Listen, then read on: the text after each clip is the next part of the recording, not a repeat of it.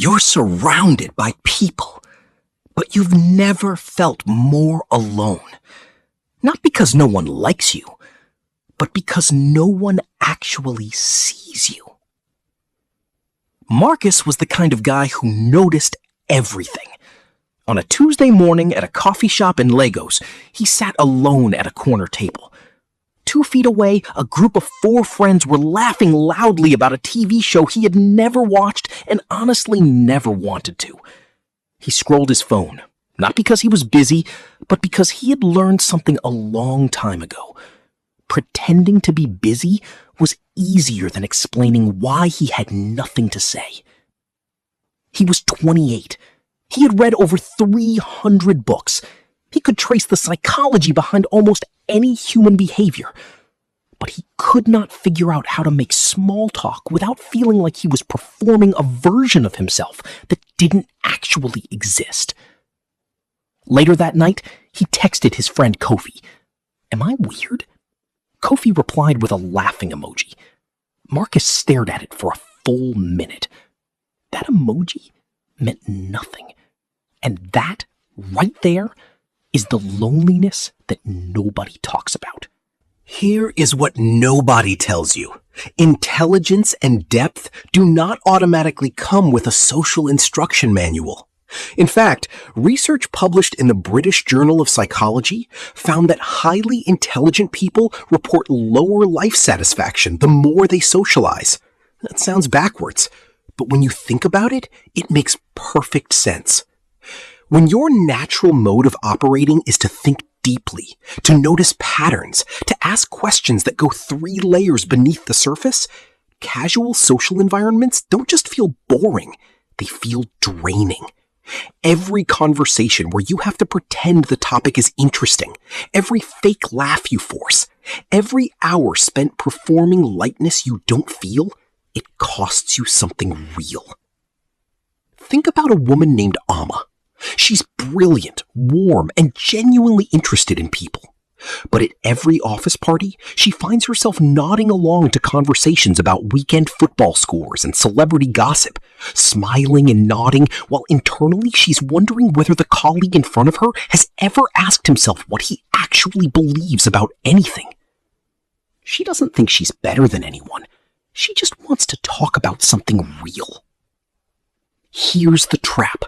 Most deep thinkers fall into, they learn to perform shallowness to fit in. And for a while it works. People like you more. You get invited to things. You stop being too intense and start being fun. But there's a cost.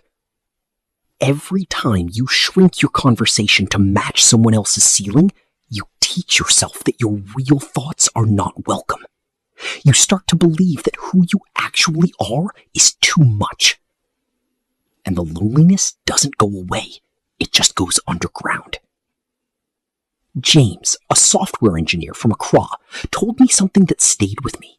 He said, The problem isn't that smart, deep people are undateable or unfriendable.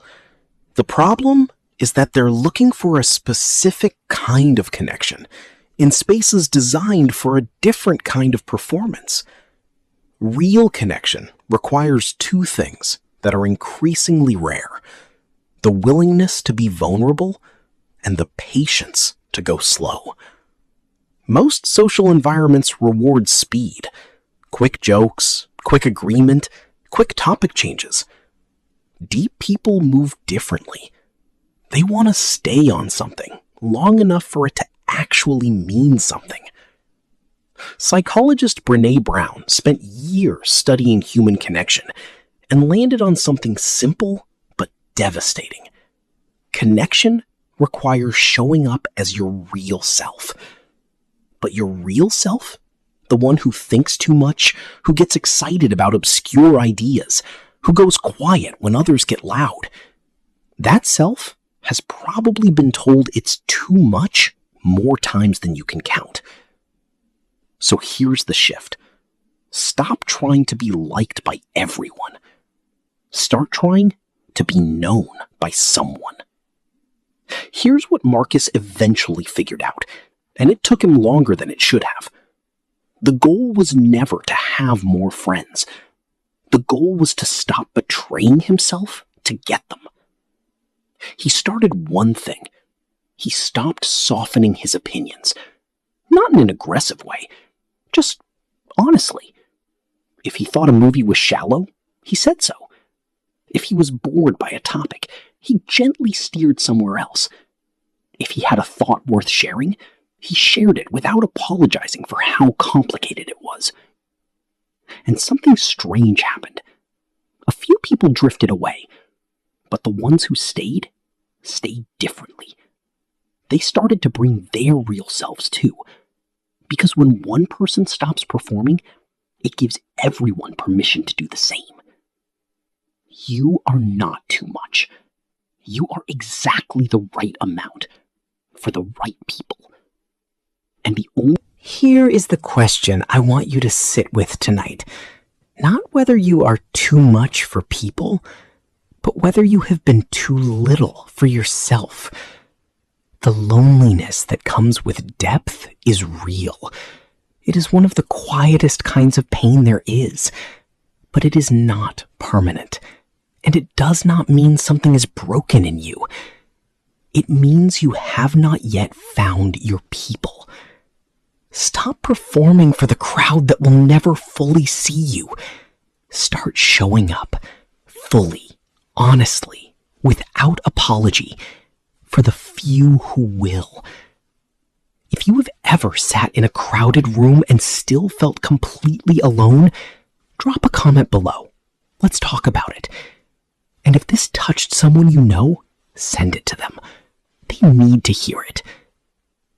Follow Mindshift Daily for more psychology of the quiet, the deep, and the misunderstood.